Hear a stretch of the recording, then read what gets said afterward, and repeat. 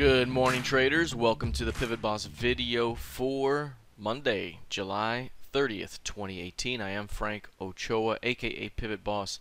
Here's a look at the daily time frame of the ES with 2 days left to go before the end of the month here as we head into August. We've seen a nice little pullback here in the last couple of days. What we're noticing right now is a failed new low developing in the ES. And now price is attempting to push back above the previous session's close price. And so again, we've been in an uptrending market. Pullbacks have been defended. The 27.90 ultimately is the key level that if bulls can't keep defended, then we rotate lower. But as long as price remains above that zone, we could continue pushing higher. We've pulled back below the 8-period average and closed below it. We're still showing some trading inside that area. All of that is usually indicative of another buying opportunity for continuation higher. In the weekly time frame, there's a little bit of a tail that got left behind after last week's action, but all of that really comes into play around 28.30. So if price comes into 28.30 and cannot get back above that zone, that's when bears may have the upper hand, and we might see a push to 27.90 and perhaps even below. So 28.30 is the key level to watch up above. Keep an eye on the previous session's low. If the ES continues to hold above that zone, there's a good shot that we work toward 30, at least in the near term. If we take a look at the NQ, you'll notice very similar price action, but the NQ is much more aggressive about its downward price discovery. On Friday's action, if you look at the weekly chart again, it has a much better rejection tail up top, really nice. The midpoint of which is the 73.96.75 level. So basically, going all the way back up to 73.96 would be the midpoint of last week's weekly rejection tail. So theoretically speaking, price can come all the way back to that level and then be a selling opportunity if that were to be the case. But right here, the previous low being rejected just like the ES, price coming back into or in line with that lower channel. So this lower channel right here, right, that's the trend, and here we are coming into that line. Again, we could stay down here and build out a little bit and go, or price could start to bounce back into the range right away. So we just have to see how this plays out, but overall the previous session's low gives us a great barometer about what may come ahead. And again, the fact that price has rejected that previous low and is bouncing higher is short-term bullish and suggests that we could see at least a push back toward 73.90 and maybe as high as 7400. And then outright this thing could rally to new highs. So again, important zone right here. Keep an eye on the previous session's low.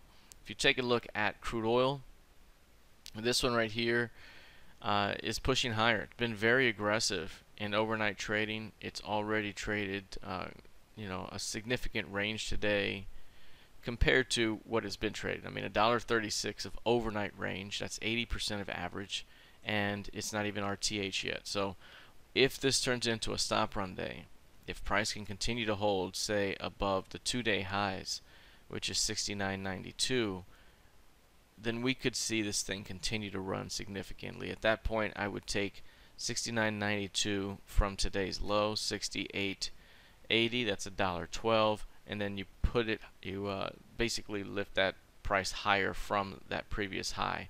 So $1.12 from 68.90, that basically puts you right at about 70 and change. And so, sorry, 71 and change. So that could be about where we go today if this thing can hold above the previous 2-day high here. So again, continue to watch the previous high in that market.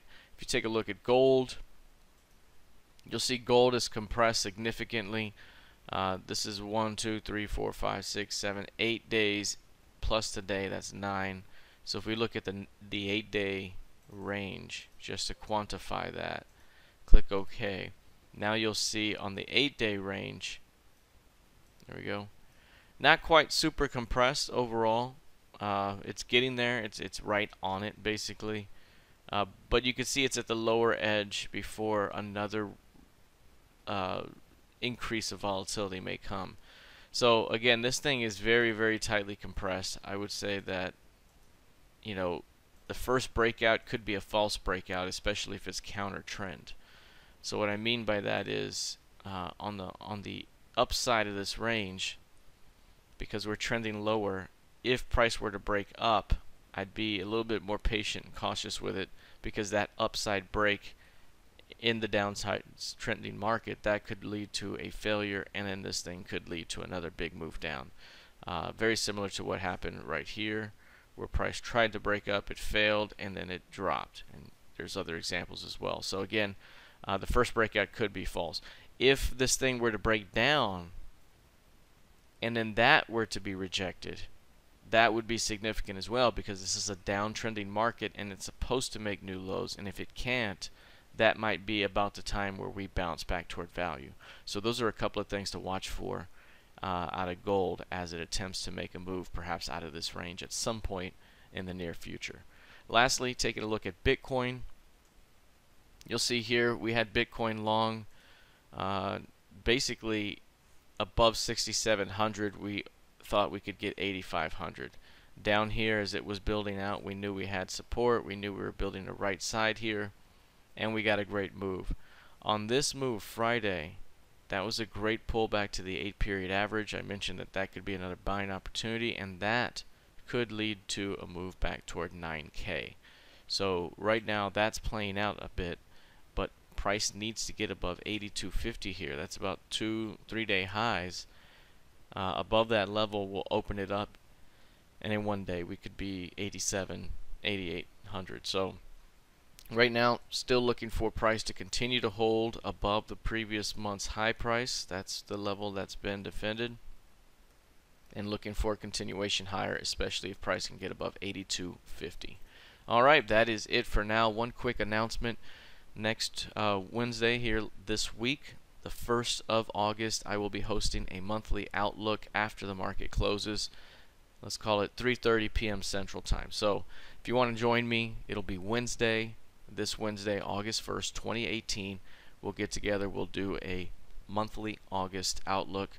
Some great tidbits that will come out of this session. So you'll definitely want to attend the session if you can. If not, I'll make the recording available as well. All right, everyone, have a fantastic rest of your trading day. We'll see how this play out the rest of the week. Take care.